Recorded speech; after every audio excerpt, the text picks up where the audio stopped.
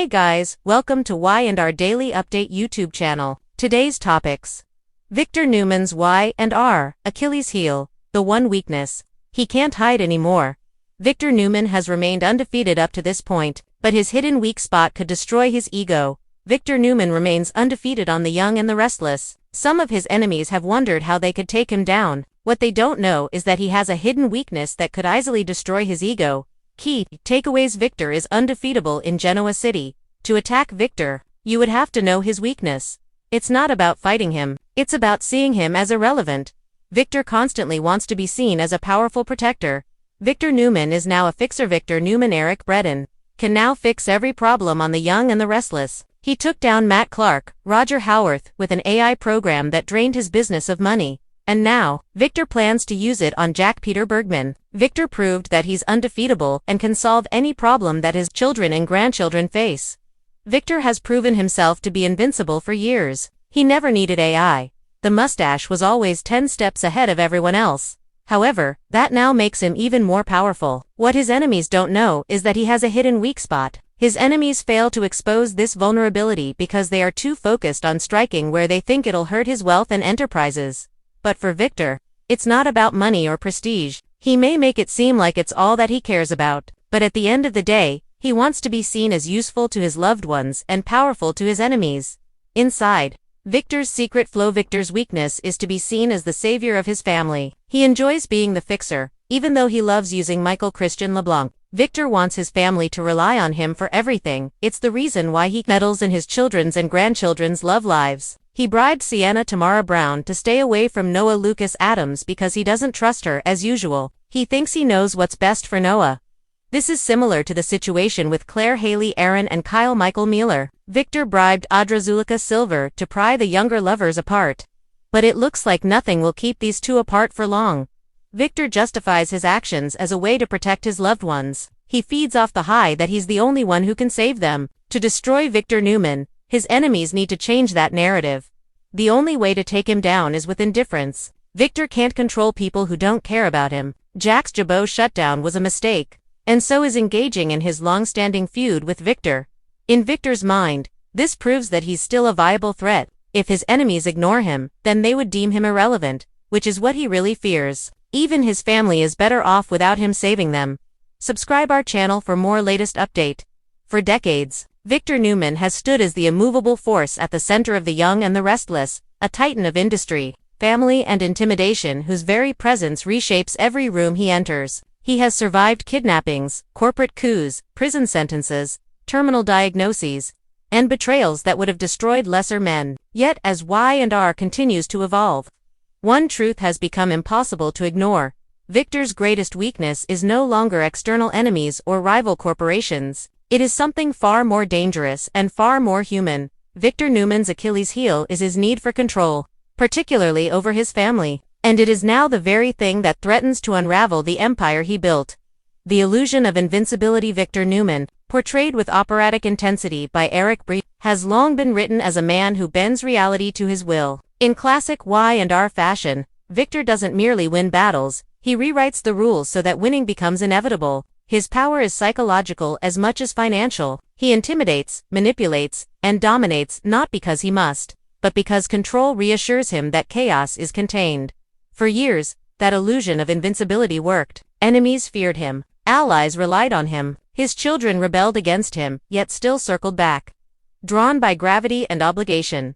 But the show has quietly shifted the framing. Victor is no longer the man one fears, crossing at all costs. He is the man others are beginning to outgrow, and that terrifies him. Control as a survival instinct. Victor's obsession with control did not emerge from vanity alone. It was forged in insecurity, abandonment, and the brutal climb from nothing to everything. His need to dominate circumstances is, at its core, a survival mechanism, one that once served him well. In earlier eras, Victor's ruthlessness was portrayed as necessary. He protected his family by outmaneuvering threats before they could strike. He justified lies as shields, manipulation as strategy, and emotional cruelty as collateral damage. The problem is not that Victor hasn't changed. It's that the world around him has. In modern Y&R, control no longer equates to safety. It breeds resentment, fractures loyalty, and accelerates rebellion. Victor's refusal to recognize this shift is where his Achilles heel begins to bleed. The family factor, power. Without permission, Victor's greatest vulnerability has always been his family, not because they are weak, but because they are no longer willing to surrender autonomy in exchange for protection. His children have grown into adults who understand the cost of Victor's love, obedience. Characters like Nick, Victoria, and Adam no longer view Victor as the ultimate authority. They view him as a variable, one that must be managed, resisted, or strategically engaged. That reframing is devastating to a man who built his identity on being indispensable. Victor still believes he knows best. He still intervenes for their own good. But the narrative no longer rewards that belief. Instead, it exposes the emotional damage left in its wake. His Achilles heel isn't that he loves his family too much. It's that he cannot love them without ownership. The tragedy of Victor makes Victor compelling rather than monstrous is that he is rarely wrong about outcomes. His instincts are sharp. His read on people is often accurate. His warnings frequently prove justified. But he is catastrophically wrong about methods. Victor equates obedience with loyalty and secrecy with protection. In doing so, he robs those he loves of agency, and then reacts with fury when they push back. This cycle has repeated so often that it has become ritualistic, and the show now treats it as tragic rather than triumphant. Victor doesn't lose because he lacks power. He loses because he cannot imagine a world where power is shared. Adam Newman, the mirror he can't face. No relationship exposes Victor's weakness more brutally than his relationship with Adam.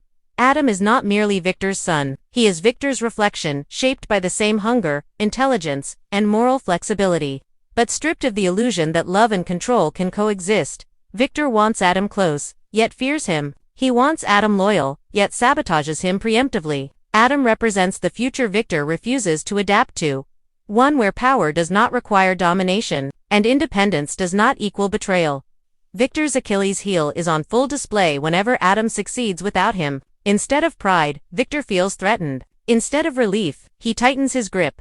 That reflex reveals everything. The boardroom isn't what it used to be even in business. Victor's need for absolute control has become a liability. The corporate landscape of Genoa City has evolved, favoring collaboration, optics, and adaptability over brute force intimidation. Victor still plays as if fear is currency. But fear is no longer scarce, it's predictable. His rivals anticipate his moves because he refuses to change tactics. His allies hedge against him because they know loyalty is conditional. Once, Victor's control made him untouchable. Now, it makes him isolated. And isolation is the one state Victor Newman cannot survive indefinitely. Emotional blindness. Disguised as strength, Victor prides himself on emotional restraint. But that restraint often masks emotional illiteracy. He dismisses vulnerability as weakness, yet reacts viscerally when confronted with loss, defiance, or rejection. The irony is brutal. The man who claims emotions cloud judgment is ruled by unresolved fear of abandonment, irrelevance, and mortality. His need to control others is, ultimately, his attempt to outrun time. That fear is no longer subtle. It leaks into his decisions, his confrontations, and his increasingly desperate attempts to remain. Central to every narrative thread, Victor Newman cannot hide that anymore. Why? This weakness matters. Now Y&R has reached a point where Victor's dominance is no longer the endpoint of stories. It is the inciting problem. His interventions don't resolve conflict. They create it. His solutions destabilize rather than protect. This evolution doesn't diminish Victor's legacy. It deepens it by allowing Victor's Achilles heel to remain exposed. The show transforms him from an untouchable force into a tragic figure, a king who built an empire, so strong that it no longer needs him in the way he demands to be needed. That is the ultimate irony. Victor's power ensured his relevance for decades, but his refusal to relinquish control now threatens to make him obsolete. Braden's enduring brilliance. Braden's performance ensures that Victor never becomes a caricature. Even when Victor is wrong, especially when he is wrong, Braden infuses him with conviction, vulnerability, and wounded pride.